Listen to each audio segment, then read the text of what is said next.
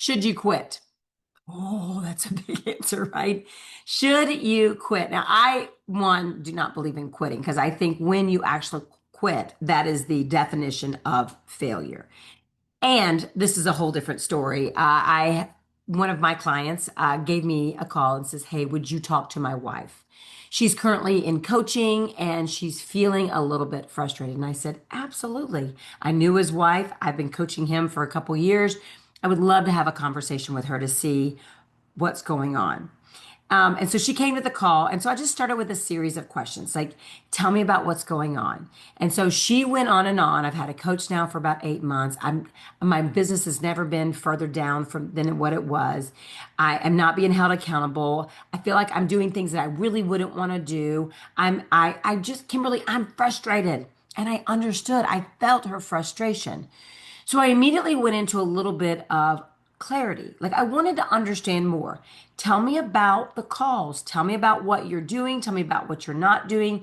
Tell me what your DNA is, because that's always a big piece. Every person in a relationship, it doesn't matter if it's business, coaching, personal, you have DNA in your results, in your actions, in your accountability, period. And I said, so tell me a little bit about that. She goes, well, here are a couple of things that are happening. No, I don't always do everything that's supposed to be done, and nobody ever does. So I understood that. She goes, and if I say I really want to be held accountable to this, the coach themselves, after a couple calls, completely just stops asking about it. Or right after the call, doesn't even ask about it. The coach also was not remembering little details like her husband, and he was the owner of the company, and something that was really big in her world that shaped who she was not remembering those things. And those are big triggers for me, especially as a coach and as a consultant and as a speaker, is people want to feel seen and they want to feel heard. People don't care what you say until they know that you care. And what she was saying without saying is, I don't even feel like she cares about me. I don't feel like the coach cares about me. And do I think that's true? I don't think that that's absolutely true, but perception is reality. And that's how she felt. And I said, okay, tell me about your results. Well, I say, this is where I want to spend my time in business, my time and energy on to produce more leads and more production. And she's pushing me another direction. Now, here's what I find about humans. I can't make anybody do anything. I can't even make my kids do something. And I say to business people all the time, stop telling me what you won't do.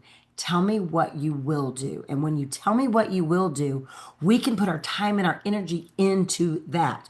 We don't need to put time and energy into something that you're not going to be happy doing. You're going to dread doing it. You're probably going to procrastinate at a high level of doing. Tell me what excites you, what gives you energy.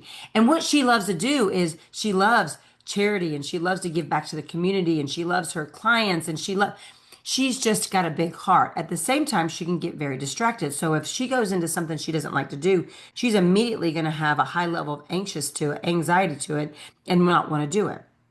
So in the conversation that we had, I asked her, what kind of coaching style do you most feel connected to? And so she started to talk about the different things that she felt connected to. She goes, I want someone to understand who I am. I want them to have the ability to hold me accountable. I'm not afraid of the tough conversations. But I also want to feel like I'm a human in there. I don't want to feel like they can get something from me. I want them to be there for me. And that was another piece that she was finding, is that the coach was sometimes asking something from them. And here's what I know about people. We all want to be the hero of our own story. We don't want to find somebody else and let them be the hero. And so in this conversation, we were able to dial it in. I sent her back to her coach to have these conversations. And if the coach was unwilling to make the changes, then she needed to find a different coach, and I was happy to help her with that.